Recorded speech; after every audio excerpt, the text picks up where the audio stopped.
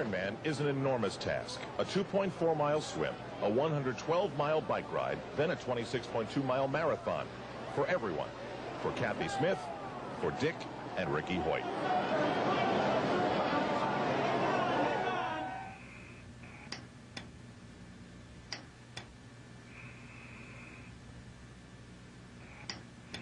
My strength comes from Rick.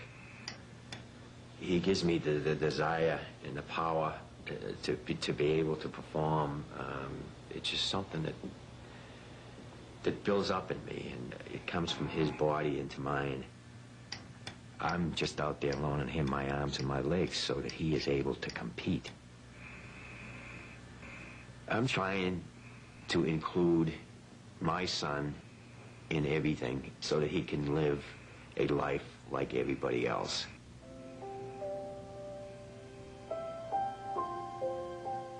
When you look in somebody's eyes, you can see a lot. And I got a lot of feeling when I was looking into Rick's eyes that he knew what was going on.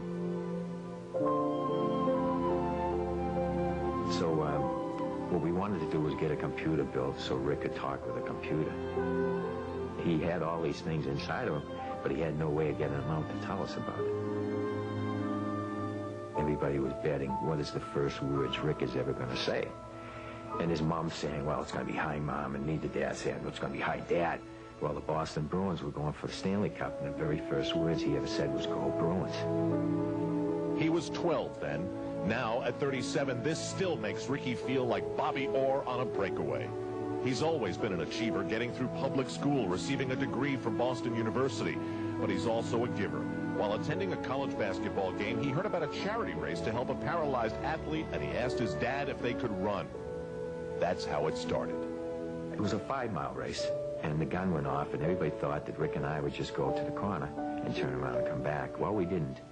We went the whole 5 miles, and we finished next to last, but not last. And when we got home that night, Rick wrote on his computer, Dad, when I'm running, it feels like I'm not even handicapped. So we knew right then and there that we found an event that Rick could enjoy, just like everybody else. You may be wondering how I feel about being disabled. To tell you the truth, I don't know what it is like not to be disabled. I was born with cerebral palsy, and it is all I know.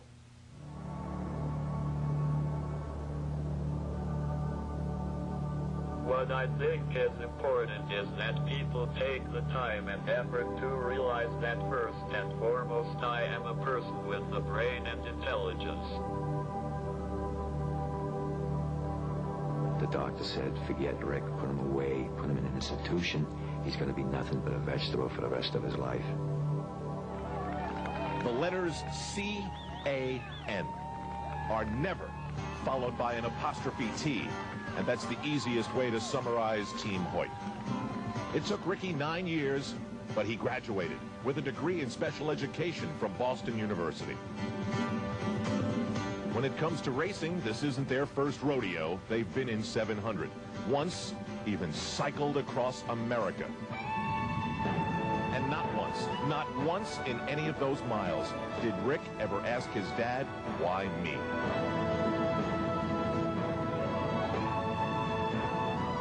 Here he is. He can't talk. He can't use his arms. He can't use his legs. He's living all by himself. His own apartment in Boston. He's gone to public school. He's gone to college. He's competing in road races. He's competing in triathlons. He's sending a message that people with disabilities should be included in all daily activities, just like everybody else, and they should be able to live like everybody else.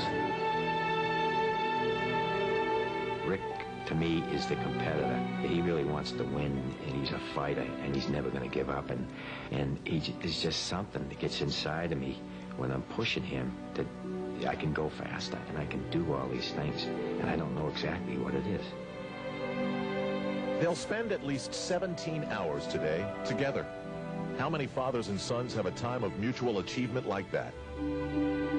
Is that not something to cherish in any family? You know, I had thought long and hard about what I would do if I wasn't in a wheelchair.